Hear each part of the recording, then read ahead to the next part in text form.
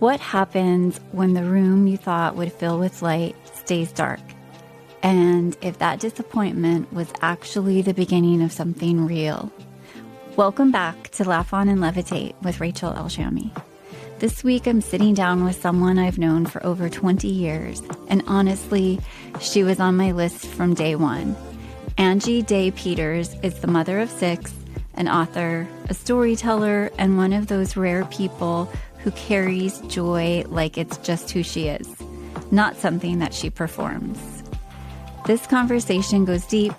We talk about growing up in a home split between religion and brokenness, what it felt like to be handed a note in the middle of a church service that said, "You're out of control, thus saith the Lord," and why that moment became a turning point. We talk about purity culture, about grief, about the decade of bliss, and the season that nearly broke her, about writing books in a week during lockdown and sending a manuscript off to a publisher with shaky hands just days before recording our episode.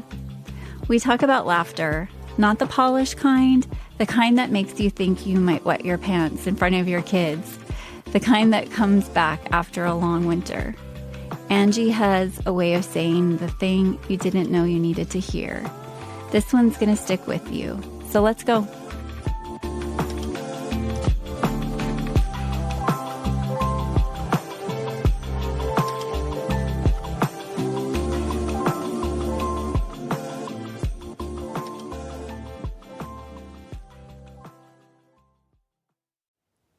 Yay. Well, thank you so much, Angie. I am thrilled to have you here today on our second episode of Laugh On and Levitate. And I immediately thought of you when I was coming up with episodes. You were like, they told me to come up with 10 episode ideas, and you have been in my first initial 6 every time I come up with people. Wow. So just to let you know where you rank, you're pretty special. Thank you. So thank you. Yeah, it's an honor to be here. We've just a little history for the listeners. We've known each other, I think, over 20 years. That's true. I was thinking about that this morning. Yeah. Long time. Yeah. I think it was 2002. Okay. Well, one of my first questions is, for everyone who doesn't know you, tell us a story of who you are, where you came from. So I was born and raised in Manhattan, Kansas, not to be confused with New York, the Little Apple, where Kansas State University is. When you're born in Manhattan, you're kind of born into K-State sports, I feel. And so it definitely was a huge part of my upbringing was K-State football, basketball, whatever it was. And we were a huge sports family anyway. So I don't know any part of my childhood where there wasn't some kind of a sporting event involved. I started off with t-ball, obviously, when I was in kindergarten. And from there, it was just chock full of some kind of sport participation. And it molded me. And that's the only reason that I speak of it, is that it really did mold who I am and taught me how to interact with people and how to value team and different perspectives and honoring the heart of a different individual because we all think so differently. And so that was a huge part of my upbringing. Now, behind the curtain of that, my family life was interesting. My mom was raised in a huge Catholic home, and my dad came from brokenness. And so you have this massive collision of religion and brokenness that didn't always meld well. And my dad struggled with addiction, and that became volatile in our family life.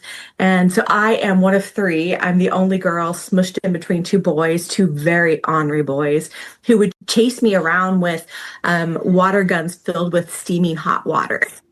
Oh my gosh, I don't think I knew that. Wow. Yeah, no, they were as ornery as can be. And so you built resiliency early on. Oh my gosh.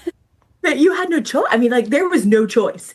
I was I have always been very black and white as far as right, wrong.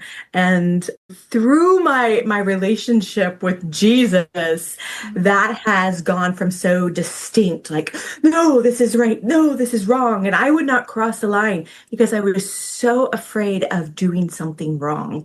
And my relationship with Jesus has transformed that into spectacular color, to where it's just not so hard line.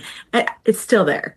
But it's just not such a hard line to where I am dismissing individuals because of that. But that's been ingrained from the time I was a little girl to kind of toe the line. And I didn't have an introduction to proper Christianity, if you will, until I was 14 years old.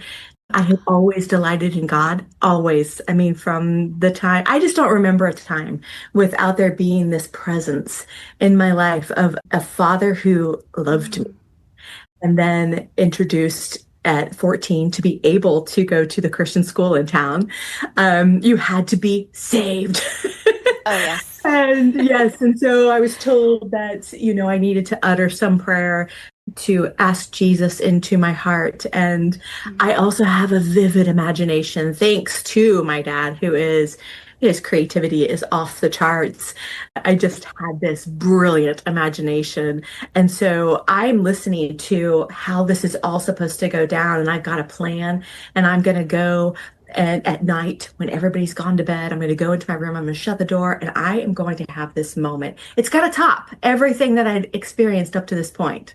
That's right. Yes. So in my mind, my room is going to fill with light. It was going to be spectacular, and it never happened. Right. And so I felt a little intimidated with this new religion, we'll call it Christianity, where all of my black and whiteness came to gray, not color, mind you, gray, where it was like, I didn't know where the lines were anymore. And ultimately, I was brought into an indoctrination of the rules and how to live in the appropriate manner based on somebody's decision, whatever group you were a part of, because really it was a moving target. And so I just really learned how to become a hypocrite before I really understood what it meant to follow Christ. So that's a little bit of my origin story. Got married very young, 19 years old. We were both 19, high school sweethearts. We met when we were 14. And then, like I said, had a baby at 21. So family life has been monumental for us. So anyway. Absolutely. And you guys met at youth group or something, right? Or at church? We actually started at the Christian school. Both of us started 2 weeks late into the school year, because I transferred from the public school to the little tiny Christian school, and we both showed up on the same day, 2 weeks late. They had come in from Colorado Springs. Their dad had been moved. He's in the military. And so, yeah, we think that's quite miraculous. That is. That's amazing, actually. That's so cool. Yeah. Fantastic. Yes, well, the journey spiritually is how you've grown. More, I guess, like this illusion that we've been fed, how it's starting to fall off, like that veil. Yeah. And I've definitely seen you transform. But one thing that, when I was thinking of you for the interview, that popped up so often is how you have these ecstatic states of joy. And you can just carry that. Like you had 6 children. And just to maintain the joy and the presence and to get to that childlike, just, I don't know, that joy. And I guess this next question for me is, because I've been thinking about this and really contemplating this the last 2 years as I've written this podcast. And I've remembered some really cool mystical experiences as a child. And like, it was always surrounded by joy and laughter. And if you ever thought of it, if you have a memory of your earliest like mystical experience or state of like ecstatic, like in that journey, was it before 14 possibly? Like, have you ever thought of it? Do you remember? Oh yeah, there were different instances. The encounter that is most vivid in my memory is sitting on a park bench with God. And it was my favorite grandmother had just passed, and I was just so terribly sad about it, but it didn't seem like sadness was allowed. So I would be quiet by myself and then just grieve that without knowing clearly, what that really was. Yeah. But How old were you? Do you I remember? was about 10, between 9 Okay. and 10. And I remember sitting on this park bench in this encounter and just feeling so sad, and God coming up and sitting down right next to me and just pulling me into himself. And there was no feeling of needing to alter anything in that moment, that I could just be right there with him in any fashion that was just really leaking out of me. And I just remember feeling so wanted and so sure of being me, which was not always the case because I was crippled by timidity as a child. So to feel safe in the presence of God was really quite a feat for me because I didn't feel safe in anybody's presence. I was the kid that was hiding behind my mom's legs, or just, finding a quiet space to be alone. And if you looked at me, I was terrified. I Wow. could not order a pizza over the phone. I mean, this went into my early adult years, even, where I had a job as a teenager and I couldn't ask for my paycheck because I was just so terrified of concentrated attention. And so to have that with the Father, where it really was concentrated attention and it didn't affect me in the same way that human interaction did. Right. Yeah. Yeah. But you definitely felt the presence. Like you said, you felt just nuzzled in there Oh, in, yeah. in the little crick of his. Yep. I tend to memorize feeling over a detail. Yes, that's good. You were fully present in your body, like you Hmm. feeling it. Yeah. And were you feeling sad too? Because you had just lost your grandma. Or did you feel Yeah. comfort? Yep. Oh, yeah. All of it. Hmm. Mm, Yeah. that's awesome. One of the things with the podcast is levity, levitate. How do we bring that? And I know that you're very, like you said, creative. And you have a book, was it 4 years ago? 5 now? Your first book that you wrote. So the first devotional that I wrote was in Yeah. 2021. Okay. Yeah. 2020. But that's what I was going to ask you, if you could tell us a little more about your most creative project, because don't you have something coming up soon? I do. I Yes. do. I have no idea what the details of any kind of a release are Okay. yet. I did. So lockdown, we're all in lockdown during COVID, and for me, listen, I am an introvert. So for me, this is like a dream come true. Nobody's vying for my attention. I do not have to have any kind of output whatsoever. And so there I am, just shut away in my home. And I do not like devotionals, let that be known. But it just kind of like bubbled up and out of me. And I think that I started and finished in a week. It Wow. was just something that, things just get stored away and are waiting for the appropriate time to be able to pour out of us. And that's exactly what happened with Revealed, is the name of the first devotional. And then following that, just I think a few months later, was the second devotional that I did, and it's called Rise and Shine. And it was just a delight to be able to pour the contents out, knowing that it would offer people a different perspective on who God is. That, he is the God who likes you, who isn't weighing you. He's not waiting for you to mess up. And so that's what those devotionals were for me, was a gift to be able to offer to others, to be able to see themselves a little bit differently than maybe they had in their normal Christian experience. This last spring, I finished a book called Rooted Revolution, and that came off of a very, very painful season for me. Just really tender place.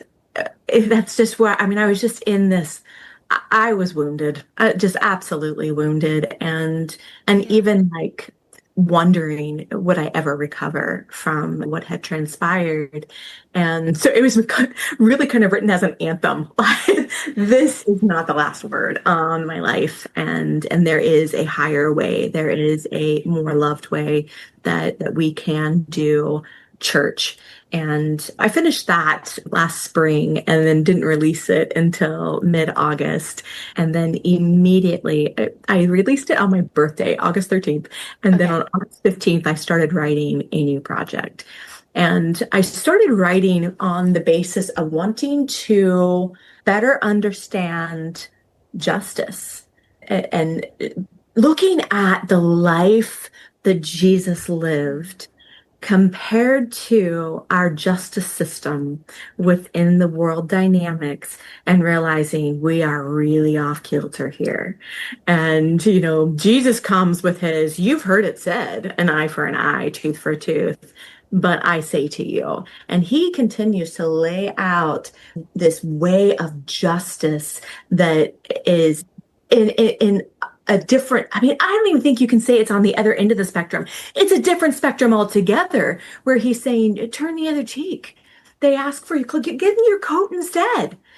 He's offering a completely different way of living and interacting with one another to where reconciliation is what is offered and restoration is what is offered. Whereas our justice system, it wants there to be retribution. Somebody must pay. And Jesus is going, I already did.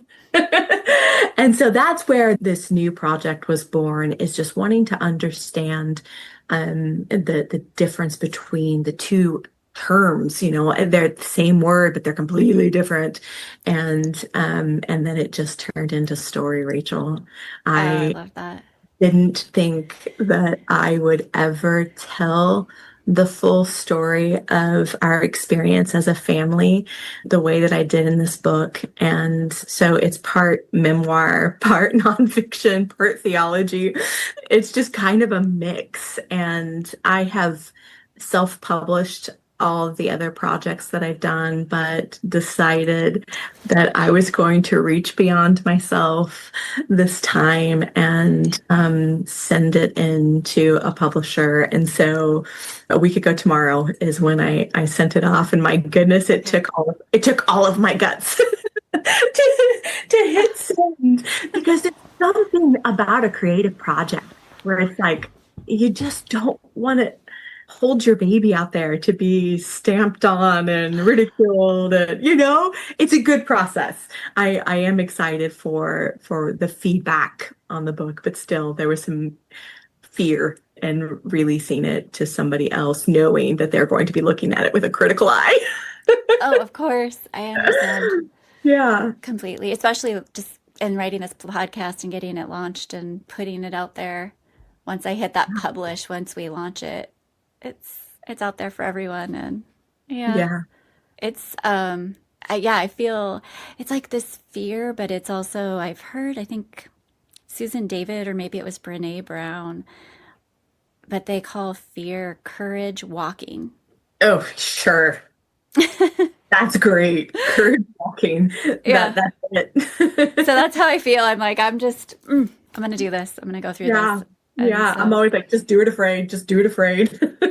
exactly. Yeah. And I think of Moses too, where he's like, who am I? I can't speak. I'm not eloquent. But he's Right. like, no, I want you. Yeah. Because like you said, his system is on a completely different plane, a different Right. spectrum Right. than we can even Yeah. understand. One thing, going back to your devotionals about just that revelation for people to see themselves like truly who they are. I, as being a missionary and traveling all over the world, the more I got to know people like Muslims and Hindus and Buddhists and just indigenous people, spiritual, you'd probably call them pagan, I just found how we were so much more connected Mhm. than I was taught to believe. Yeah. And just how spiritual everybody really was and how everyone was really truly connected to God. And I was like the worst missionary because I wasn't getting those, people praying to receive God and leading prayers of salvation. I was more just like hanging out with people and getting to know them as my friend. Yeah. And I'm so glad because looking back, I realized it's not our job to save people because, like you said, that's been done. It's Right. our job to show them who they are. Right. Right. And I love that this book is part memoir, part your newest one is showing that like just your journey, who you are, the pains you've been through, Yeah. and how Hmm. the Bible goes over and over again. Laughter is the best medicine, and laughter does this. And so, what are your thoughts on that? Have you ever contemplated that? Like, Yeah, I actually wrote about it in this new project where I yes. know there was and you were definitely you were part of the season. My decade of bliss is what I've labeled it. Oh, Where I love that. we were introduced to bliss, to the reality of the gospel. That we were chosen, that it is not an invitation, it's an announcement. And I was sold hook, line, and sinker, and I Same. was foolish thing, if you will.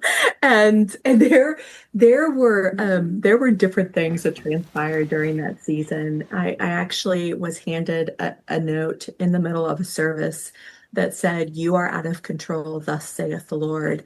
And I know, it was a wild thing. It did cause pause in me, wondering, am I out of control? Like, is my freedom becoming a stumbling block? And the thing is, a religious mindset, the delusion of separation in our minds will force us to try and police how a child of freedom is acting. And so I put no blame on the people that may have brought these things into my life, because they were just lost in the same system that I was previously, right? Just Of like we course. all are. And I remember going to Randy, our pastor at the time, and saying, "This just happened. Can you help me?" And this has become such a bedrock story for me. It's also in the book. You have to forgive me because I've just finished it. And so it's all No, like I love super, it. I love it. okay, good, Yeah. super fresh. And this is what he said to me. He said, "Angie, when a father is throwing his child into the air, who's in control?" And it just sealed the deal for me to realize I'm in the hands of a loving God, and I am exactly where he wants me to be. And if my laughter is offensive, I can't be responsible for that. And then, another situation was somebody was really calling into question my smile, that I was hiding behind my smile, and that it was all just kind of a facade. And I was like, my goodness. But what I've come to realize, Rachel, is that laughter being the best medicine isn't true for a religious spirit. For somebody who's trying to earn God's affection, earn God's attention, to bridge the gap between them and God, which is not true. The distance is a lie. Laughter is not medicine for them. It causes a great deal of pain. And so fast forward to, our family underwent a really rough time. And I had been in a state of grief for months. And the same people that had a problem with my smile had a problem with my grief and wanted me to simply get over it. And so Interesting. it is, isn't it? That's Isn't interesting. it Yeah. so interesting? And we have I think it's in Corinthians, where Paul is instructing us, grieve with those who grieve and celebrate with those who celebrate. And we think that there's a juxtaposition between the two, between grief and celebration or joy. And there's not. They're on the same team. Grief intelligence produces joy. And so, but the religious spirit has such a profound problem with both of these things. And because when we're in this religious mindset, we deny our own personhood. Mm-hmm. And God isn't. So we are in defiance to God by trying to attain who we already are. And it takes us back to Genesis 3 and the eating of the fruit in the first place, where, what's being offered? Knowledge of who she is in God, right? Yeah. And so what's being offered is what she already had. And so the fruit of the tree of the knowledge of good and evil puts us in this striving for attainment to be like God. But the truth is, we cannot be like God. We already are. So there's no becoming involved in this. And that alone should produce such a vast freedom that the output is only joy and laughter. And it's only in recent months that I have felt that same laughter from that decade of bliss begin to return to my life, where I am laughing for nonsensical reasons and just feeling such a lightness within myself and understanding all over again that I've always been safe in the hands of God, and He's not expecting anything from me. I don't have to produce anything to get His attention. I have all of His attention. And not only that, but like He is sustaining me. I don't have to do anything to try and garner any favor. I've got it. Everything that I need is right where He is. I just have to agree with Him that what He says is true of me is. I know I feel like my biggest obstacle is myself. Yeah. I get in the way and I forget that. Mm-hmm. And yeah, like you said, just agree with Him on who I am already. Yeah. Yeah. And Before all the trauma, even just like that divine essence. Exactly. Yeah.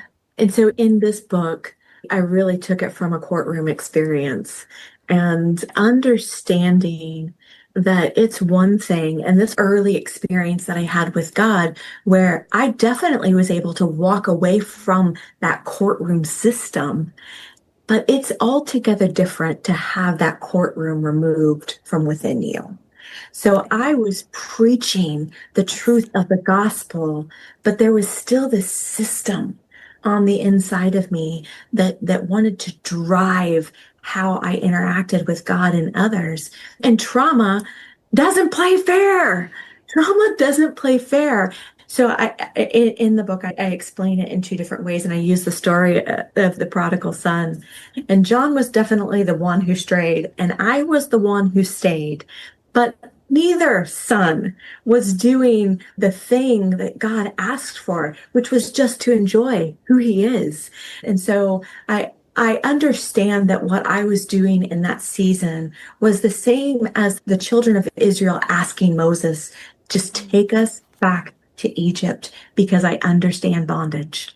I understand the boundary lines within the system of religion. So please give me anything that has an assurance. I honestly didn't care, during this really trying, dark time in our life. I didn't care. I just needed walls. I needed something to bounce off of and something that was sure. And it didn't really matter that, it was abusive, it was religious, it was icky, and Yeah. that's what led me to the realization, like, no, there's a courtroom on the inside of me that needs to be removed. And I didn't even have to ask, He does all the work. I just have to allow myself to be open enough.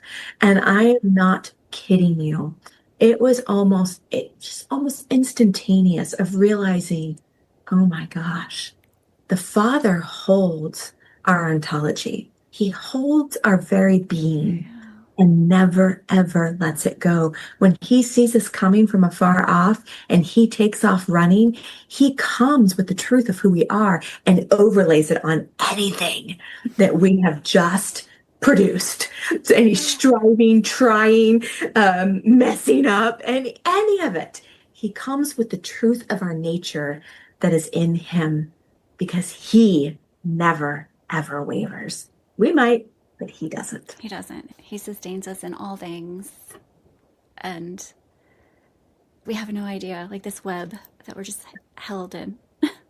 Yeah. Yeah. So safe. So safe. And there's so many other people there with us. We're not alone in that. Right. at all. So connected through everything. I think I've heard Richard Rohr call it the cult of purity. Oh, yeah. Well, we had our eyes open to the reality of the purity culture. John and I had the opportunity to spend some time in Ireland. We have a friend Oh, who yeah. is from Oklahoma, but she's a missionary in Ireland. Tough job, I tell you what. Yeah. Such a shabby place to be. Oh, I know. Rough. It's so beautiful there. But we got to go and stay with a couple that are so dear. Oh my gosh, there is just no hospitality like Ireland. They just want to hold you in their hospitality. And we were just, it was just small talk and enjoying each other. And they started talking about they had, I think, 3 or 4 daughters. I can't remember now. I think 3 daughters, and talking in the same breath of their devotion to Christ and that they're single yet living with boyfriends. And the lady that is the missionary, she leans over to kind of translate for us, and she goes, "Purity culture doesn't exist here." And I thought, wait, what? Because you just don't know until you're outside of it Mm-hmm. that has been such a driving force. And I remember because John and I dated from the time we were 14 until we got married. Yeah. And Acquire the Fire with Ron Luce was a big deal at that time. Remember Oh, those? I went to that for sure. Oh, yeah. Absolutely. And being a part of a Christian school, this is the cherry on top. Oh, of But course. Yeah, you guys were definitely. yeah, and so we would go to these Acquire the Fires, and everything was about being on fire for God. And I'm like, well, of course I want to be on fire for God, and Mhm. and then they would get you all worked up about loving God and following Him with all your heart, and then they would lower the bomb of like date Jesus for a year. And I would just be, Rachel, so confused.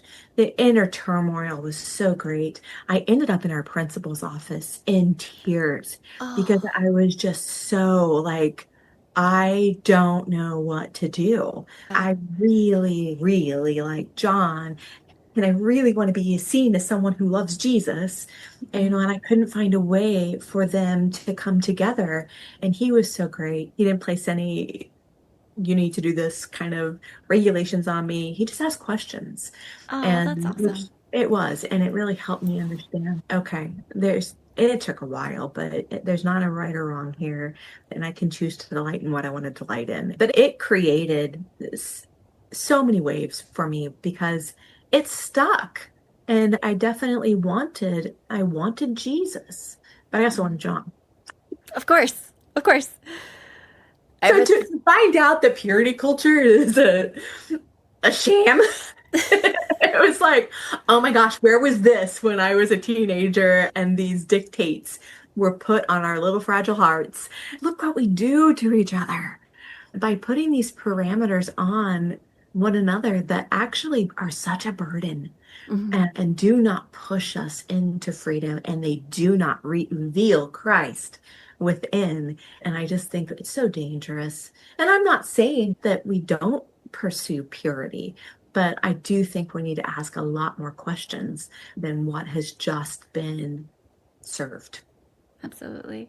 And I love that you're starting to feel that joy coming back the last few like months, you think, Mhm. or Yeah, just in the last few the months. last few months. I love that you're returning to Yeah. that like sacred silliness. Oh my gosh, Rachel, just the other night. So we had all the kids were home for John's birthday on Saturday. Oh yes, and And happy birthday to John. yes, It yes, just was yes. Saturday. Yes. Um, it's so we were like, okay, we want to play a game. And John and I had picked up a game from the store, and the kids opened it and they're like, did you like research this before you got it? Because we're not playing this with our parents. Oh no. Like Deb is like, oh my gosh, what have we done? And started reading through these cards, and it was just like, it was nonsense and not Yeah. something that you play as a family. So we were like, okay, let's go back to our youth group days. What can we do as a group kind of thing? And so we ended up playing signs. And I don't know if you're familiar with this game, but it's one of those you circle up and there's this invisible ball, and then everybody actually has a sign. Everybody has a different sign. And to pass the ball, you have to know the person's sign. And then there's somebody in the middle who has to Oh, detect who has the ball. So we decided we're going to play this game, and it was just hysterical watching the interactions going on. Well, I finally got caught with the ball, and the silliness when I got up there, truly, I was laughing so hard, I thought I was going to wet my pants. Just, I felt so out of control. And my kids are going like, oh no, she's going to cry. And I think they were even a little bit embarrassed by my silliness. And it didn't even feel like it was something that I was controlling. It was just happening to me, where this profound joy just took over of being in this space with the very people that are the only trophies that I would ever claim. Our kids are our prized possession.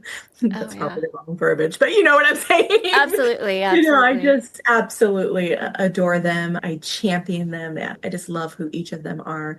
And so there was just something about this moment that just like I felt so wrecked by it. And still I can just feel the effects of it in my heart. Just like I can feel the effects of it from you sharing that story. Yeah. I love that for you. And just your children. I know that having them watch you like that brought them such just deep richness. To see their mom like that. Oh, that's special. This has been so insightful. So I could talk to you forever. If you could just share, before we get into the flashlightning, one story about yourself that just kind of sums you up. Just a story that comes to mind that kind of describes you to a T. This is like two different stories, but same outcome. We had 2 of the 6 that were born with some issues. They were both born early. One was 6 weeks early, and the other one was just over 4 weeks early. And Zane, our youngest, his left lung collapsed. And so with both of them, they ended up in the hospital longer. And with Zane, there was a threat of sending him off to Topeka, the next big town over. And I got to this point where I was like, at first I was like, okay, this is just the process. This really sucks. I'd rather take them home and be with the rest of the kids, blah, blah, blah. And then it got to be like 3 or 4 days into the event. And I was just like, I'm over this. And I was able to stay at the hospital with them during this time, although I was released. And both times I ended up in a shower hospital, sitting on the floor of the shower and going, God, I've had enough. You have the ability to heal them. Let's just do it. And of course, with tears and snot, all the things. Of course. And I kid you not, within a day, both of them were released. And I do want it to be known, too, that this was not something I conjured up. It's just, I walked into it. I walked into the purpose of God and felt it and acted on it, just agreed with what it was that he was presenting. And so the reason I say that's me in a nutshell is because I can go with the flow until I know that, no, this doesn't have to be this way anymore. And then I shift into what's the plan?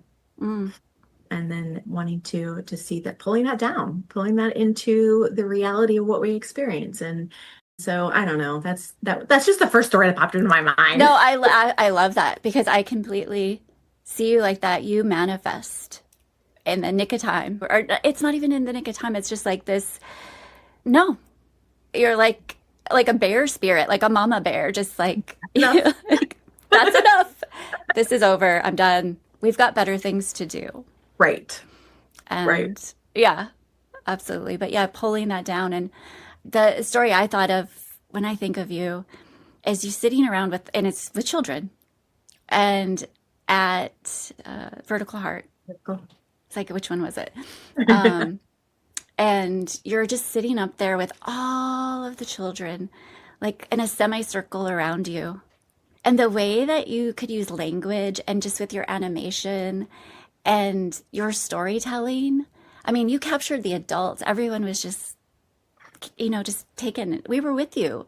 And especially the children, and how you could teach these young children from all different backgrounds how to call forth heaven to earth, how to bring that in and to manifest that. So I love that story that you shared. Well, I love that one that you shared. And it just reminds me of when, we were all experiencing the manifestation of the gold dust. Yeah. And so that's probably another really valid point to who I am, is I just don't know how to keep stuff for myself.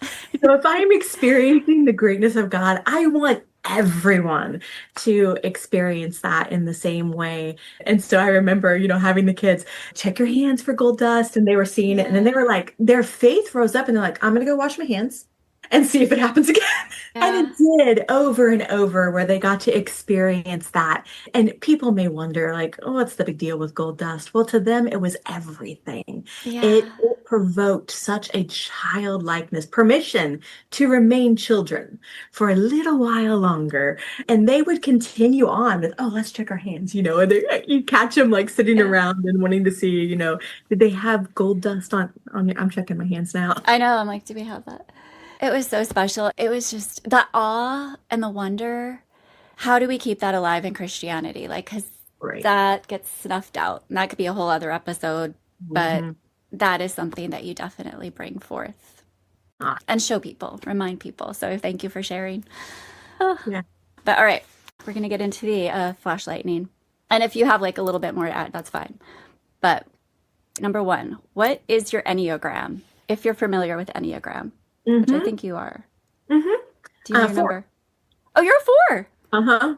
Oh my gosh. Yep.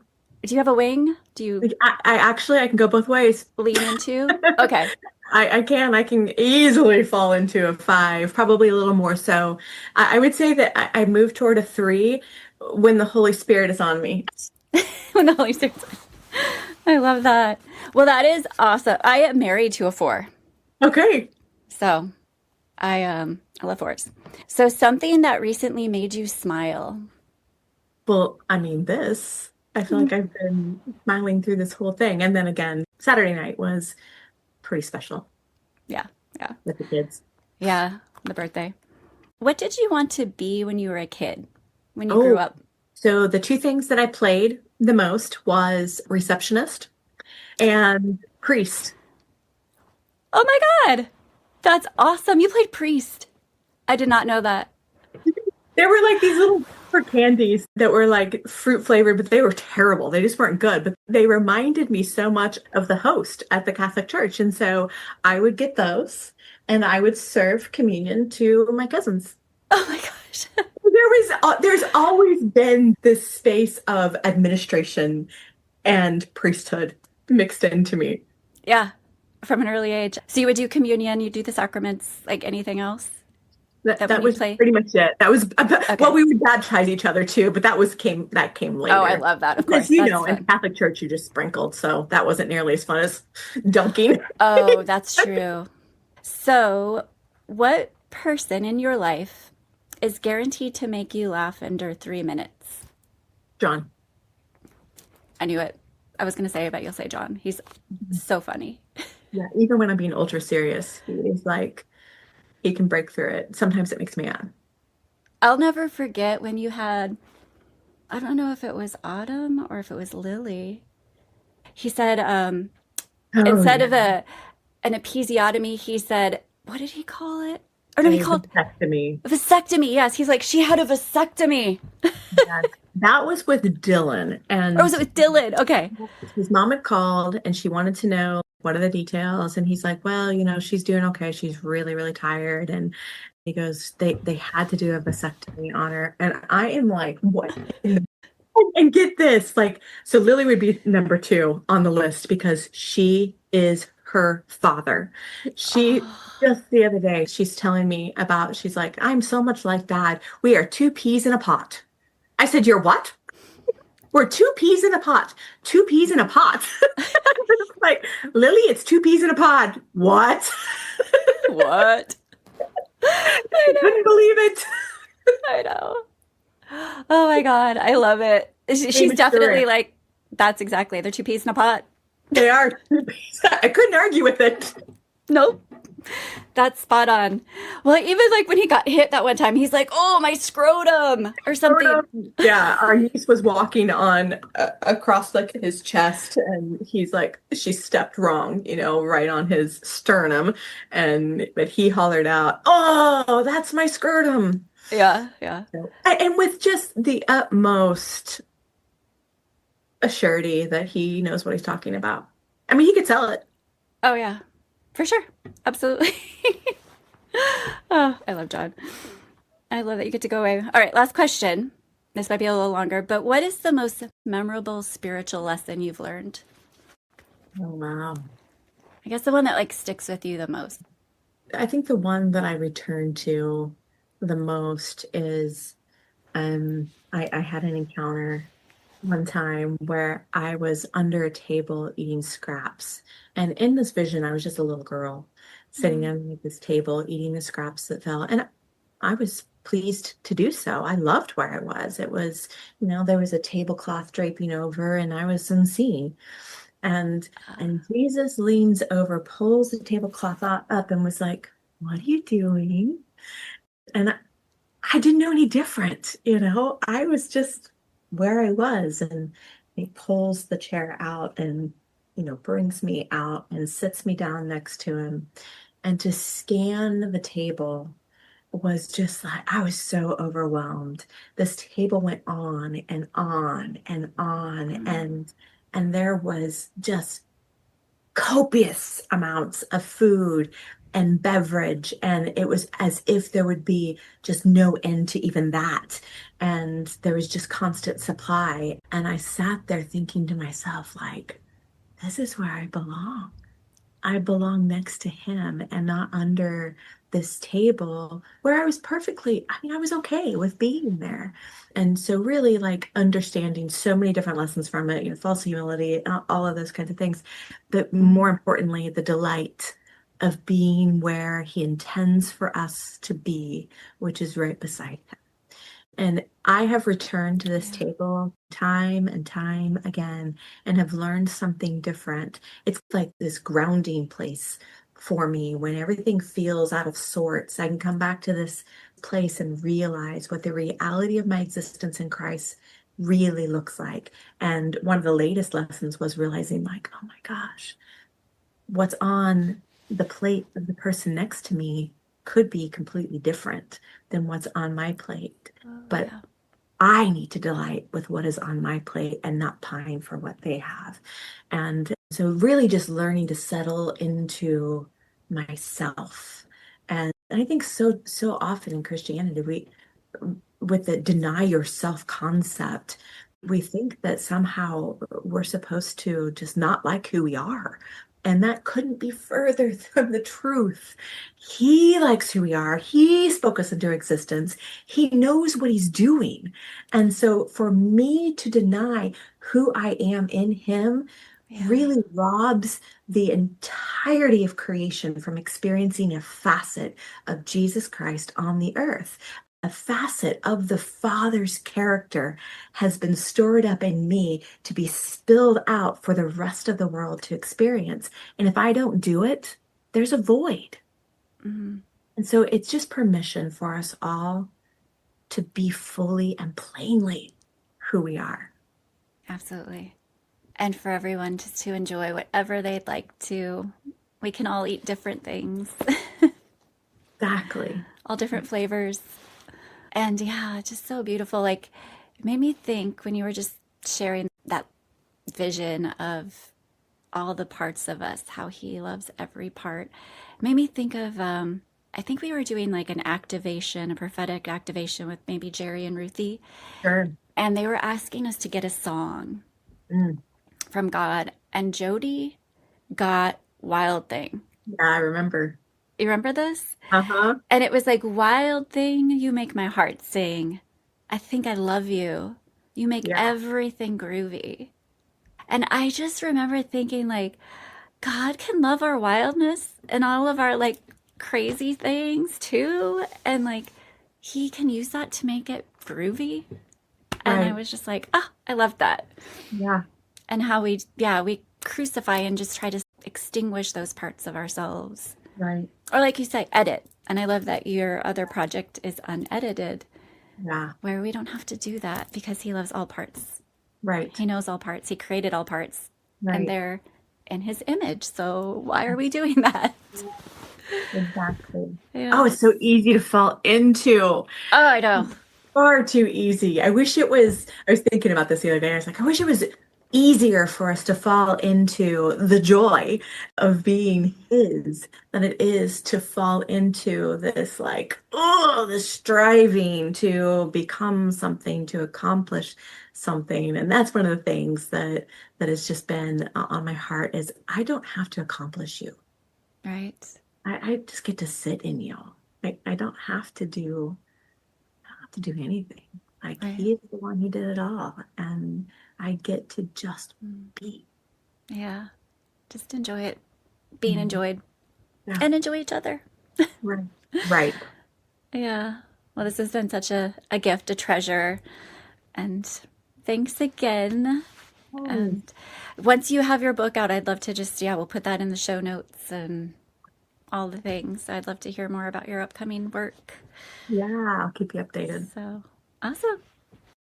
That was Angie, and Angie didn't sugarcoat any of it. The years of learning to police others' relationships with God before she understood what it actually meant to follow Christ, to the seasons of wounds so deep she wasn't sure she'd recover, and the slow, hard work of removing a courtroom that had taken up residence in her.